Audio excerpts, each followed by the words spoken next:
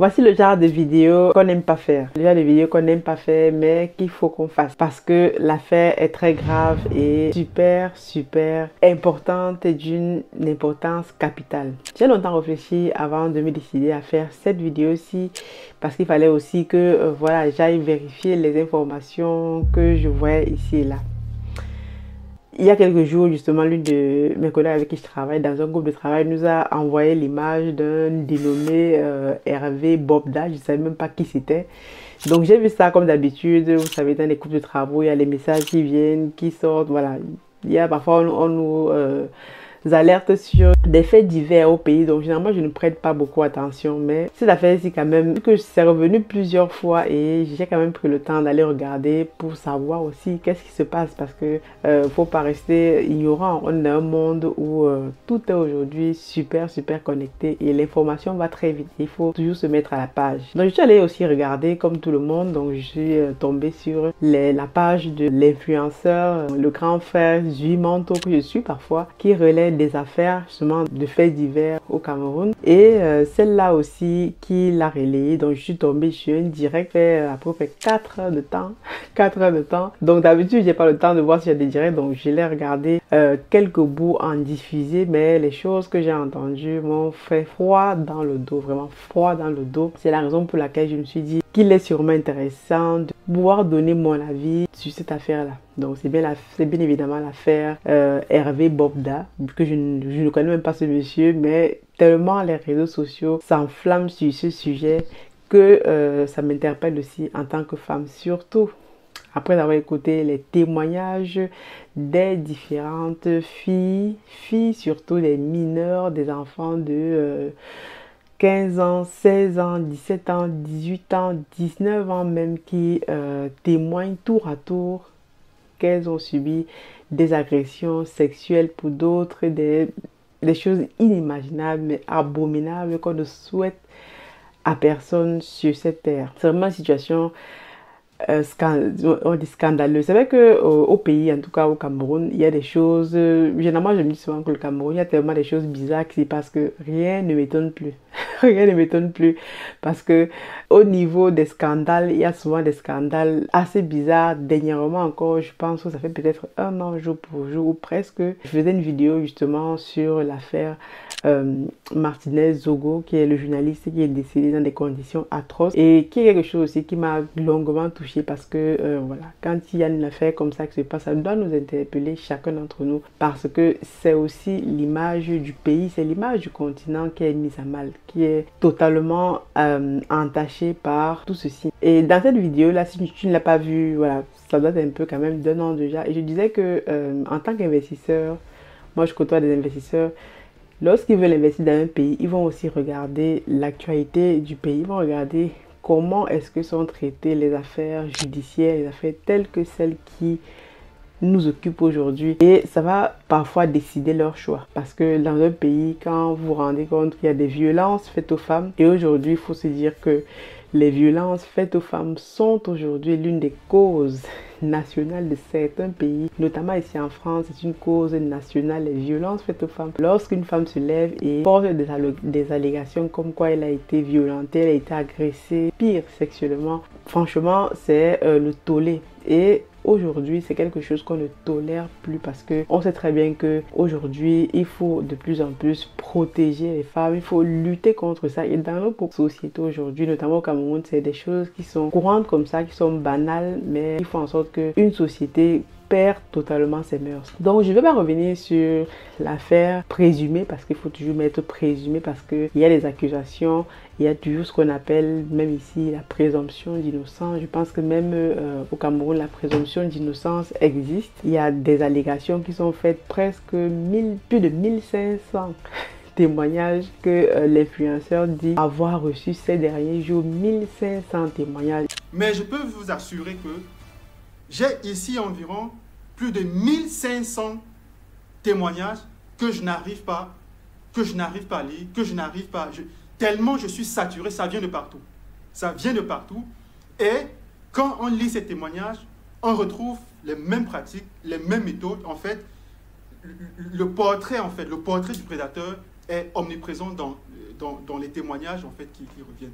Donc, je disais tantôt que qu'est-ce qui est à l'origine de ce scandale? Et moi, je me dis, si près de 1500 personnes témoignent contre une seule personne, parce que, ou contre un réseau, parce qu'il se pourrait que ce soit un réseau derrière, c'est que quelque part, il doit y avoir, en tout cas, une action en justice qui doit être forcément intentée. Et parfois, comme on sait que la justice dans nos pays n'est pas toujours ça, quand la justice ne fonctionne pas, c'est là où la société civile intervient aussi, parce que grâce à la société civile, il y a certaines affaires qui ont poussé parfois le gouvernement à réagir, parce que quand parfois les pouvoirs peuvent être entremêlés, mais lorsque la population se lève et demande justice, parfois le pouvoir, en tout cas les autorités ne peuvent pas ignorer ça. Donc moi je vais revenir sur l'affaire judiciaire qui est une affaire judiciaire qui doit être jugée, même si on sait comment ça se passe dans nos pays, mais il faut quand même qu'il y ait une affaire judiciaire pour qu'on puisse lever la lumière sur toute cette histoire, parce que si cette histoire est avérée vraie, comme le dit lui-même l'influenceur, ce serait l'un des scandales les plus abominables de l'histoire du Cameroun. Et s'il n'y a pas condamnation derrière, les victimes, je ne sais pas comment elles vont faire pour se reconstruire, parce que lorsqu'on subit un tel traumatisme, dans les témoignages, moi j'ai écouté quelques témoignages qui m'ont tellement fait froid dans le dos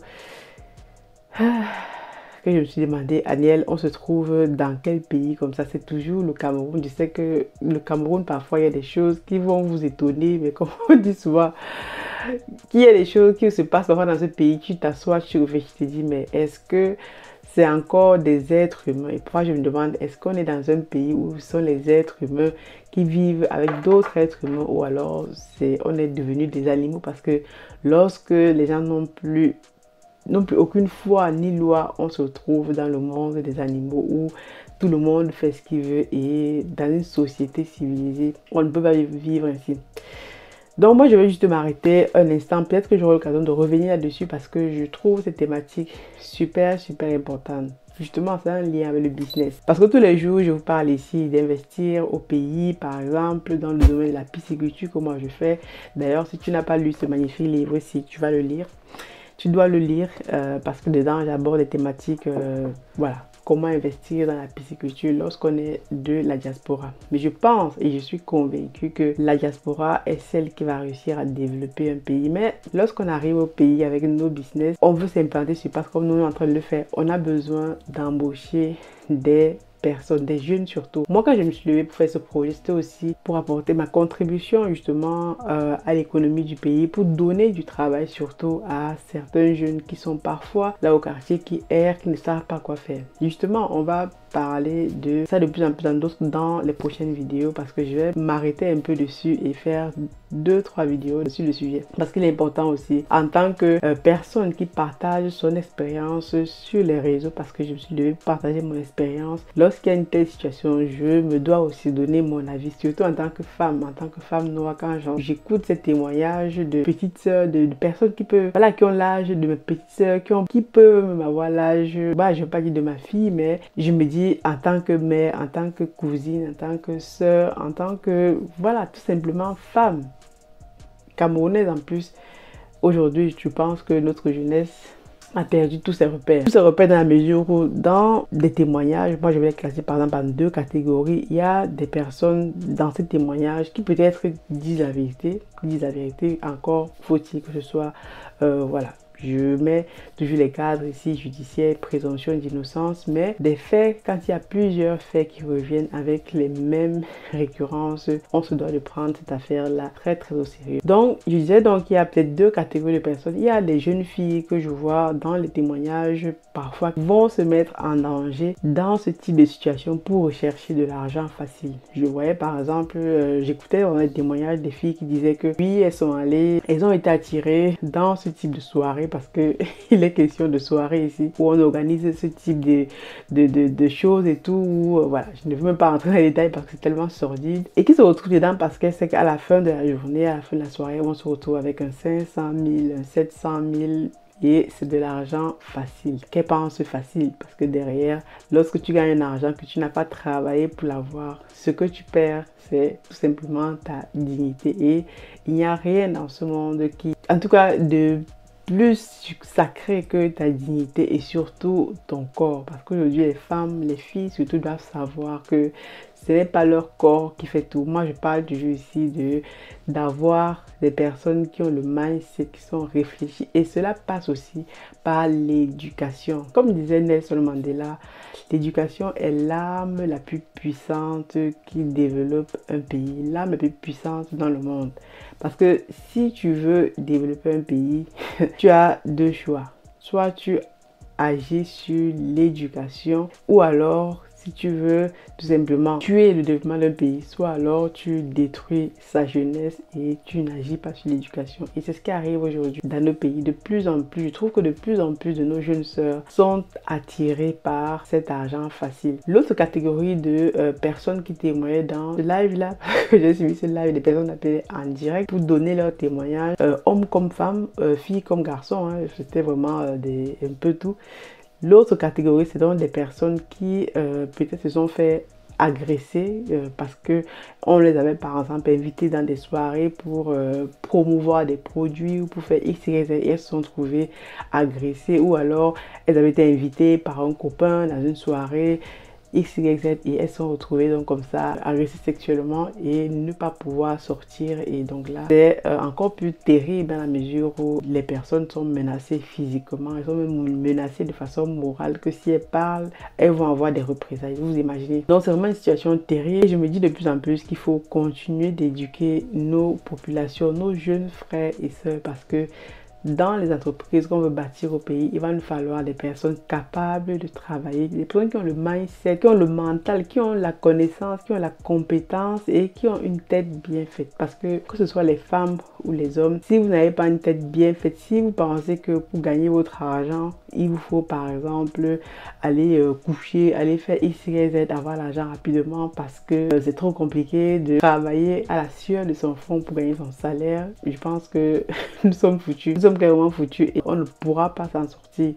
Mais c'est vraiment un sujet qui me touche parce que quand je vois ça, je dis qu'on a encore vraiment beaucoup de choses à faire dans nos pays en matière d'éducation. Vraiment en matière d'éducation parce que comme je disais encore, pour développer un pays, si on ne mise pas sur l'éducation, ça va être très compliqué. Il faut des personnes qui sont réfléchies, des personnes qui savent elles-mêmes réfléchir par elles-mêmes, qui savent que derrière, elles ne doivent pas dépendre de quelqu'un. Mais aujourd'hui, c'est devenu très facile. Vous allez voir des filles et surtout ce qu'on appelle des influenceuses. Bon, moi, je ne me considère pas comme influenceur ou influenceuse. D'ailleurs, je n'aime pas trop ce thème.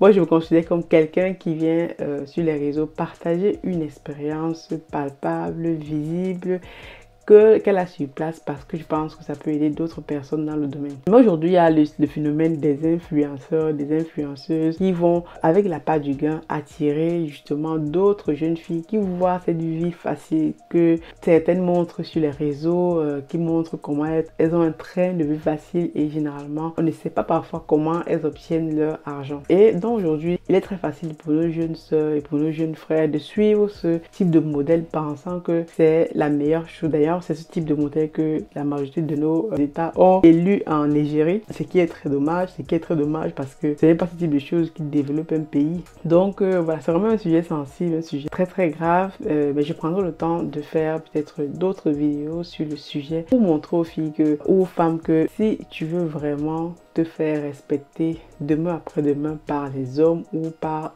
la population, par tous les gens autour de toi, tu dois miser sur les études, tu dois miser sur l'éducation. Aujourd'hui, si tu as ton diplôme, si tu as, je veux dire, une tête bien faite, même si tu manques de boulot, on ne peut pas te faire n'importe quoi. Et tu ne peux pas te mettre aussi dans des situations bizarres. Des situations bizarres où tu te retrouves entraîné dans des soirées, dans des choses comme ça. Moi, je me rappelle encore quand j'étais au pays chez ma mère nous interdisait de sortir après 18 h. Il y avait ce qu'on appelait le couvre-feu. Et à l'époque, je trouvais ça tellement voilà, dur. Je me demandais pourquoi est-ce qu'elle faisait ça. Mais aujourd'hui, je me rends compte. En tout cas, je me rendais déjà compte à l'époque déjà que c'était compliqué. À l'époque, il y avait des histoires de... nous, on nous disait toujours, si jamais tu vois une voiture noire se garer à côté de toi, une seule chose, commence à courir, prends tes deux pieds et cours le plus vite possible. Et donc, moi, j'ai toujours gardé ce réflexe. Dès que quelqu'un m'abordait dans la rue, je voyais qu'il y avait une tête bizarre. Je commençais à marcher très vite. Je trouvais une excuse et je ne restais pas dans les parages parce que parfois aussi on se met dans des situations assez compliquées. Donc cette vidéo est vraiment, comme je disais, super compliquée à faire parce qu'il y a tellement de sujets dans tout ça et c'est compliqué d'avoir des idées, de structurer ces idées dans ce genre de choses qui touchent notre intime, qui touchent vraiment notre, voilà, l'être humain. Je me demande comment l'être humain peut faire ce type de choses à un être humain. Je ne comprends pas. Je suis vraiment dépassée par cette situation, mais je pense qu'il faut de plus en plus sensibiliser, continuer de sensibiliser nos jeunes sœurs pour leur dire qu'il n'y a que le travail qui paye. Si vous pensez que lorsque vous allez dans ce type de choses, vous allez gagner de l'argent en une nuit, c'est cet argent, vous allez très vite essayer de vous en débarrasser et vous serez toujours dans le manque. Donc le mieux serait de travailler votre argent tranquillement, comme je suis en train de le faire tous les jours au pays. C'est vrai, c'est compliqué, c'est difficile, on nous vole, on nous fait X, Y, Z, mais on a au moins une fierté, l'honneur de dire qu'on gagne notre argent à la sueur de notre front et surtout, on a le plaisir de savoir que les jeunes qu'on embauche dans nos fermes au pays, ces jeunes-là, au moins, ne seront pas en train de gambader dans les rues et faire des choses bizarres qui, demain après-demain, vont les conduire dans des situations peut-être comme celle-ci. Mais en tout cas, bon, on va s'arrêter ici pour la vidéo parce que voilà, je pourrais continuer à parler comme ça pendant des heures, mais je pense que je vais continuer de parler de cette thématique sur les prochaines vidéos de façon peut-être mieux structurée, je ne sais pas. En tout cas, dis-moi ce que tu penses de cette histoire-là dans les commentaires. Qu'est-ce que ça t'inspire aujourd'hui? Notre jeunesse, est-ce qu'elle est vraiment...